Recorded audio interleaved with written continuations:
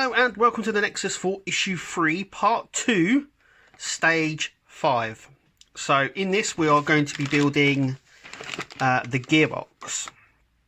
So that's what we're going to start doing, so let's crack on. So the first bit we're going to do in this is we're going to attach the gearbox housing connector, I would say, onto the bell housing, or the flywheel as we call it over here. So I think they call it the bell wheel or the bell housing in the US.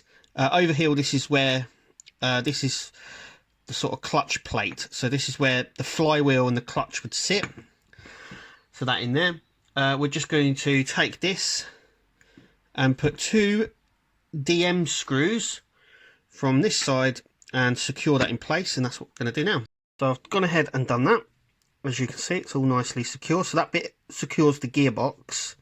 So we've got to do this bit next, which is this bit, which is the plate that sits on here. This connects to the engine on our ecto-1. So basically, in the real car, this would be the flywheel. So you'd have a clutch plate sitting in there. They call it the bell housing, is it? So this just gets secured on with the DM screws, just like so. Fairly straightforward. Once again, doesn't matter which way it goes up. There's normally directionals for when that happens. So we're going to leave that like that for a minute. But eventually that will go on there like so.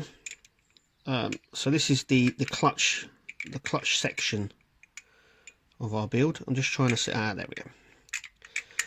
So that goes on like so, but we don't secure that just yet. This part attaches to the engine, this part to the gearbox. So that is where we are in that one. I'm just going to actually leave that just like that because I don't think there's any more to be attached to this at the minute. Actually, we can probably go ahead and attach this now. I think EM screws are used to secure this. So once again, there is a little notch. This little notch just here. That sits into that notch just there. We'll secure this in with EM screws. Okay, next what we're going to do is we've got the flywheel covering here, or the bell housing as they call it. In here, if you want a bit of a knowledge, in here you'd have the clutch plate and flywheel in here. So the flywheel spins round. When you select a gear, the clutch comes together and makes the engine move, basically. But this is the gearbox. So firstly, we've got to make this point poke out like that. Then we're going to take this part here, which has the extra...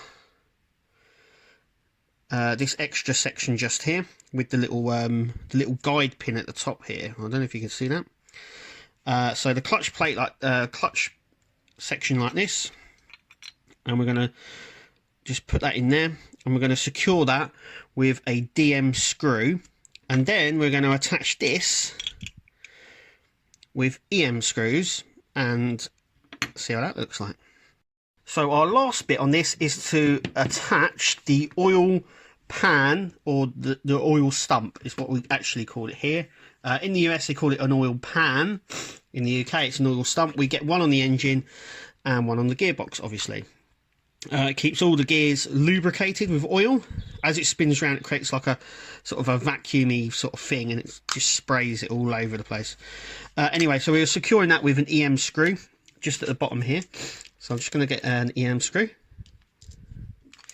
just here. So that is our gearbox complete. So we have the gearbox, the oil sump, and the flywheel or clutch plate.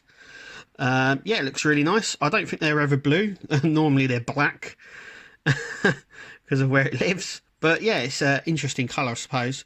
One of these things you probably won't ever see once the car is built. A bit like with the Mustang and the DeLorean, and every car I've built part works, the engine and stuff like this you don't ever see. but it's nice to have the little detail there. We've got the screws there as well on there moulded. But anyway, that is it. Thank you for watching us, and we'll see you in the next video.